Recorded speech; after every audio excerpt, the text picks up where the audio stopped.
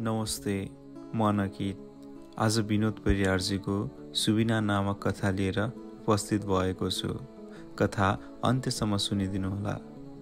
अब कथा सुरु गर्ने अनुमति चाहन्छु। बाहिर निरन्तर झरी बर्सिँदैछ। म ती झरीका आवाजहरू एकोरिएर सुन्दैछु।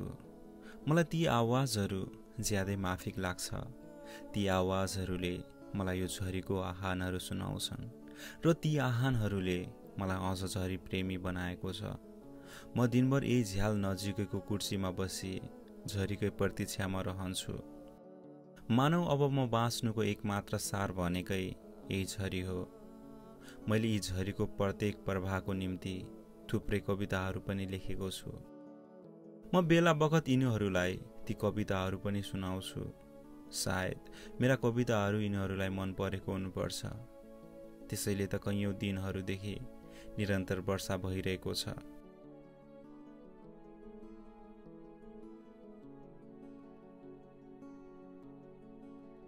केही समयको वर्षापछि झरीले केही घडीको निम्ति त्यस निराशतालाई रुकावदिने अठोट गर्छ र झरी बर्सिन रोकिन्छ। म कुर्सीदेखि उठेर झ्यालबाट देखिने खुल्ला दृश्य निहाल्दछु। चराचुरुङ्गी बासदेखि निस्किएर चिरबिराउन थाल्छन्। हरिया रुखका पातहरू भर्खरै नुहाएर विशद देखिन्छन्। पहाडहरूदेखि निर्मल बाफ आकाशसम्मको गन्तव्य बनाएर उड्दै हुन्छन्। अब मेरो दृष्टि नीलो आकाशमा गएर अडिन्छ। नीलो आकाश मलाई हेरेर मुस्कुराउँछ। ती सेता बादलहरू मलाई देखेर लजाउँछन्। मेरा नयन अगाडिको यो प्राकृतिक सुन्दरता नै अहिले मेरो अस्तित्वको हेतु बनेको छ र म जीवित छु। म बाँचिरहेको छु। यसै त्यसै केवल बाँचिरहेको छु।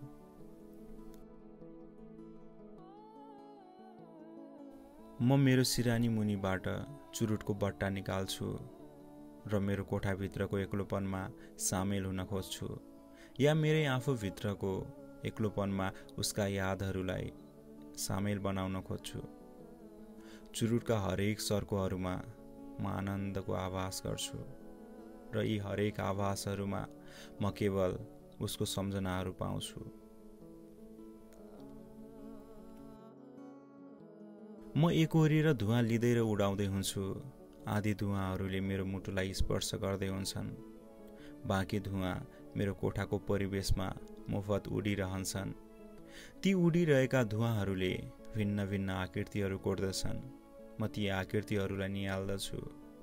मलाई ती आकृतिहरूले जिस्काए झैं लाग्छ। मलाई आजकल यी चुरुटहरूका धुवाँहरूसँग पनि प्रेम हुन थालेको छ। यी धुवाँहरूले मेरो मुटुलाई स्पर्श गर्दा म मेरो मुटुले काम गर्दै गरेको थाहा पाउन सक्छु र मलाई लाग्छ मेरो मुटु अझै बिग्रिएको छैन र म छिटै पनि मर्दिन। म बाँच्छु, केवल म बाँच्छु, किनकि म जिउन सक्दिन। जिन्दगीमा म जिउने सपना सजाउँथे, तर अहिले म बाँचिरहेको छु।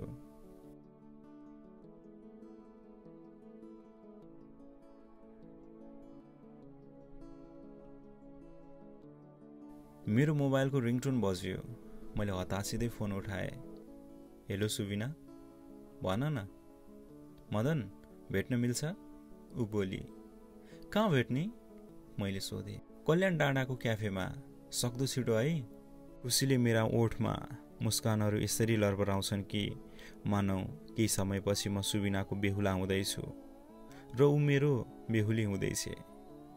सुबिनाले छिटो बोलाएको हुँदा म हतारिँदै छिटो छिटो तयार भएर निस्किएँ।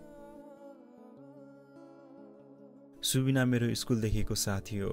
ऊ सानैदेखि सुशील, मिलनसार, सुरूप र लजालु थिए। शिरफुलले दुई चुल्ठो कपाल बाटी ऊ स्कुल पोसाकमा सजिएर स्कुल आउँदा म उसलाई हेरेको हेरे हुन्थे। साँच्चीकै ऊ मलाई ज्यादै मन पर्थ्यो। सायद ती फुलहरू भन्दा पनि राम्री थियो। ती खोला नाला भन्दा पनि निखर थिए। ती पवन भन्दा पनि पावन थिए। म उसलाई लुकी लुकी हेरिरहन्थे। ऊ पनि कहिलेकाहीँ आफ्नो सफा नजरले मलाई चिहाउँथे र बेला बेलामा हाम्रो अन्यलमा भए पनि नजर जुत्थ्यो। र म लाजले भुतुक्क भएर रातो पिरो हुन्थे। अध्ययनमा पनि ऊ एकदम अक्कल थिए। परीक्षाको प्राय नतिजाहरूमा उनै प्रथम हुन्थे। कक्षा कोठाको अरू कसैलाई आफूभन्दा अगाडि हुन पनि दिँदैनथे। उसको बुवा हामी पढेकै स्कुलको प्रिन्सिपल हुनुहुन्थ्यो, त्यसैले पनि ऊ खासै केटाहरूसँग नजिक हुन चाहन्नथे। तर पनि उसको नजर म माथि अडिक हुँदा म आफूलाई खुबै सौभाग्यवान सम्झन्थे। मलाई कहिलेकाहीँ लाग्थ्यो कि सुबिनाले पनि मलाई मन पराउँछ, त्यसैले मैले उसलाई प्रेम प्रस्ताव राख्ने निधो गरे।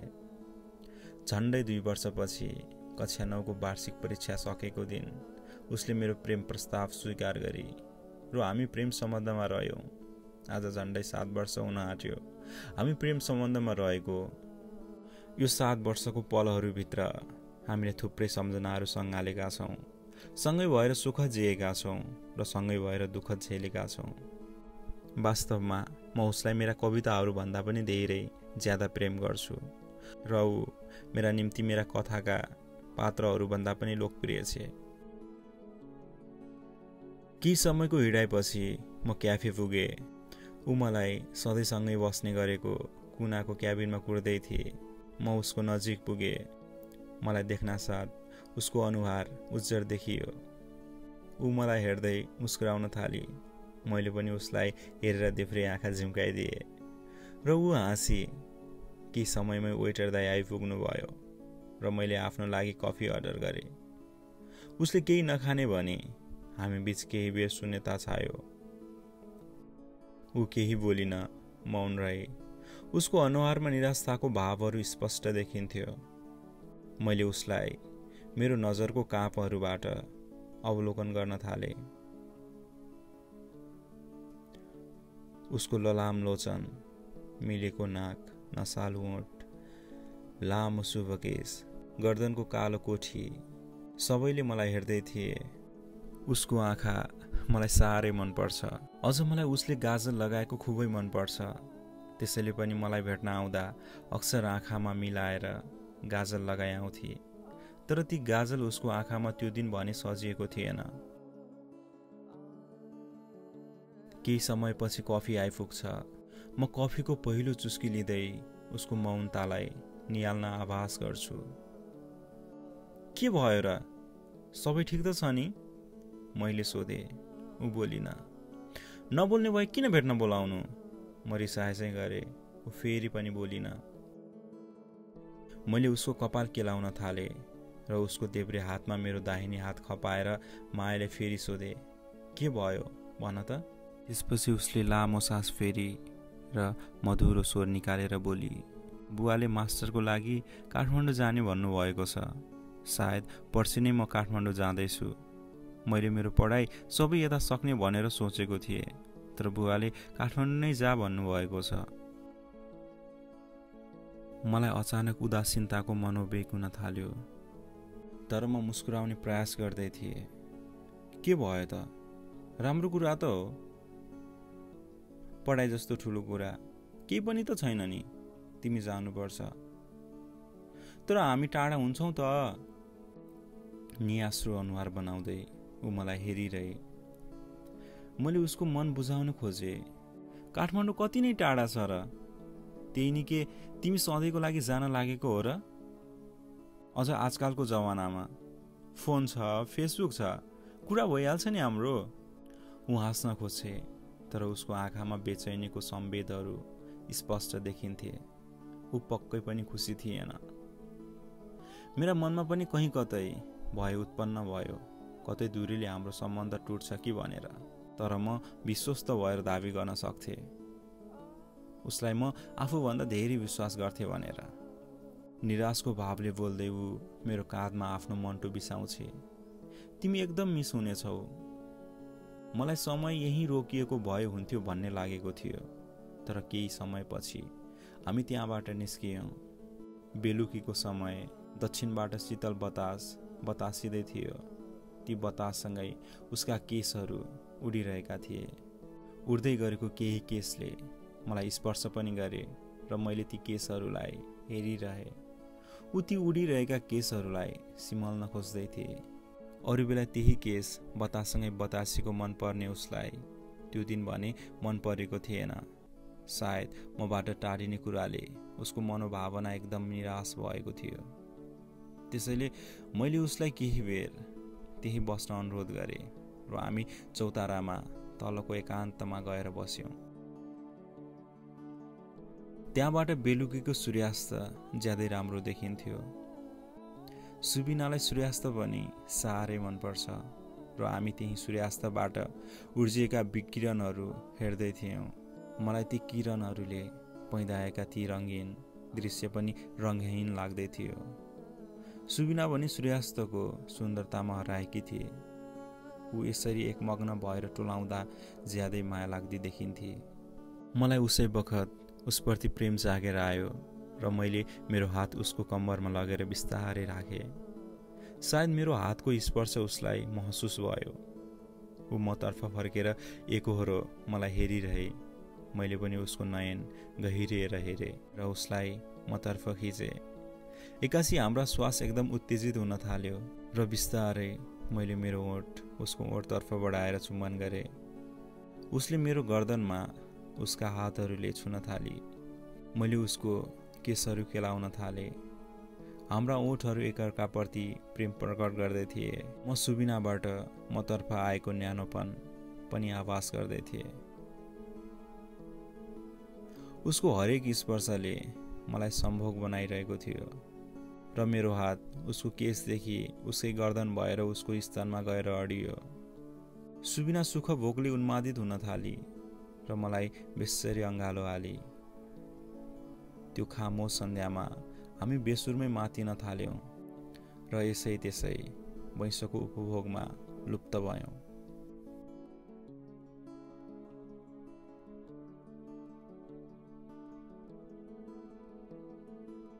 बेलुकीको उज्यालो बिलाउँदै थियो।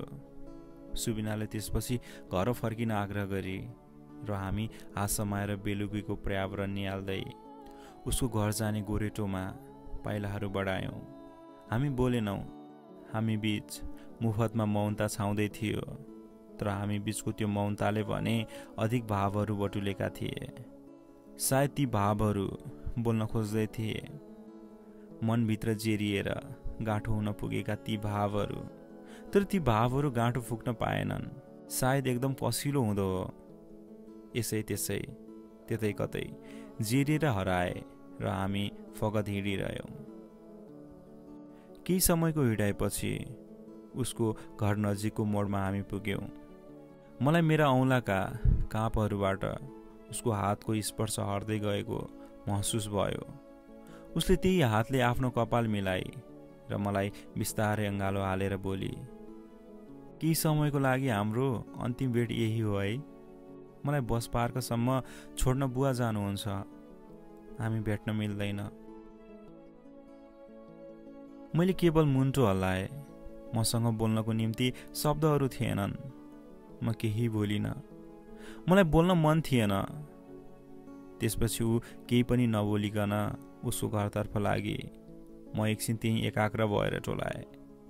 एक्कासी मलाई मेरा पाइलाहरूले झस्काएर म पनि त्यही मोडदेखि फर्किएँ।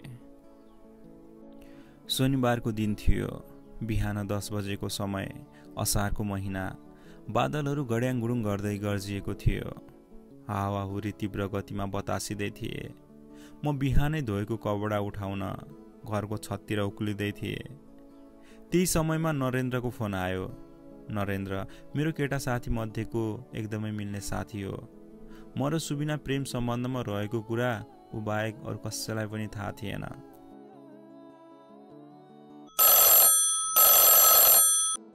के छ हल्लीचल्ली नरेन्द्र?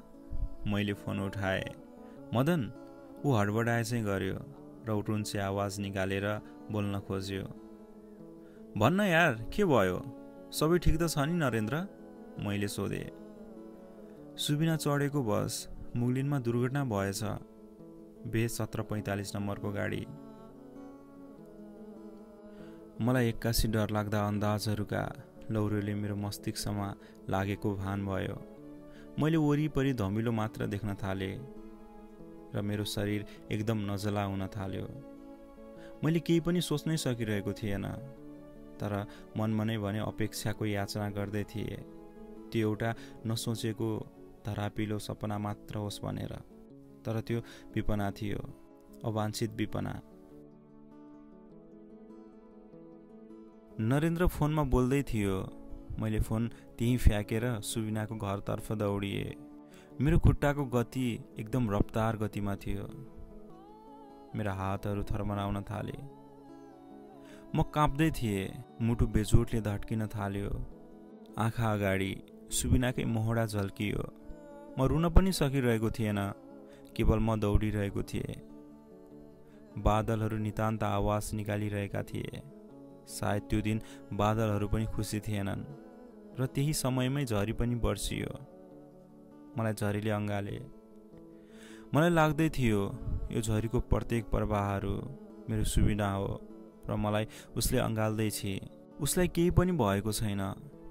मैले उसको हरेक कमजोरीलाई आफ्नो शक्तिले परिवृत गरेको छु। त्यसैले ऊ एकदम शक्तिशाली छे र उसलाई केही पनि हुन सक्दैन। केही समयमै म सुबिनाको घर अगाडि पुगेँ। त्यहाँ मान्छेहरूको हुल जस्तो देखिन्थ्यो। नरेन्द्र पनि त्यहीँ थियो। मलाई त्यहाँ देख्न बित्तिकै ऊ म सामुन्ने आयो। उसको आँखा रसाएका थिए र उसले मलाई केही भन्न खोज्दै थियो, तर मलाई केही सुन्न मन थिएन। म केवल मेरा आँखा अगाडि सुबिना मुस्कुराएको हेर्न चाहन्थे। म केवल यो हुलमा सुबिनाको उपस्थिति होस् भन्न चाहन्थे। म केवल चाहन्थे कि ऊ मेरो अगाडि आओस् र भनोस्, मदन, म ठिक छु, हेर त, मलाई केही भएको छैन। तिम्रो प्रेमले मलाई एकदम शक्तिशाली बनाएको छ। मलाई केही हुन सक्दैन। तर नरेन्द्र बोल्छ, सुबिना हामीबाट टाढा भयो मदन। यो दुर्घटनामा उसको निधन भयो। म एक्लासले सुनिरहे। नरेन्द्र बोल्दै थियो, सुबिनाको बुवा लास लिनको लागि जानुभएको छ। अब केही घन्टापछि लास आउँछ होला।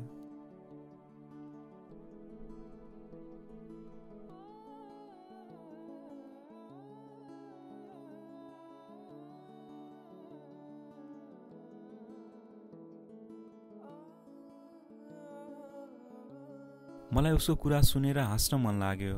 म हाँस्न पनि थालेँ। ऊ नचाहिने कुरा गरे जस्तो लागिरहेको थियो मलाई। उसको कुराहरूमा भरोसा नभएकाले नरेन्द्रसँग रिस पनि उत्तिकै उठिरहेको थियो। मलाई उसले बोलेका शब्दहरूप्रति घृणा जागेर पनि आयो। अन्त्यमा मलाई नरेन्द्र नै मन पर्न छोड्यो र म त्यहाँबाट हिँडेँ। अब म कहाँ जाने, के गर्ने, म आफैलाई थाहा थिएन। म फगत हिँडिरहेको थिएँ। हिँड्दै गर्दा मेरा पाइलाहरू अगाडि बढ्न मानेनन्। मेरा गोडाहरू कमजोर भएको मलाई महसुस भयो। म त्यही गोरेटोको बीचमै आफ्नो देहलाई विश्राम गराएँ। त्यसै क्षण सुबिनाको अनुहार मेरो आँखा अगाडि यसरी झल्कियो कि म भक्कानिएर रुन थालेँ। मलाई चिच्याएर रुन मन थियो। म चिच्याएरै रोएँ। मलाई सुबिनालाई अँगालो हालेर रुन मन थियो, तर म त्यसरी रुन सकिनँ। मलाई एक्कासी भगवानसँग गुनासो पोख्न मन लाग्यो। मैले पोखेँ, तर भगवानले सुनेनन्। म फेरि रुन थालेँ। यो बाहेक अरू मसँग केही विकल्प थिएन। म केवल रुन सक्थेँ।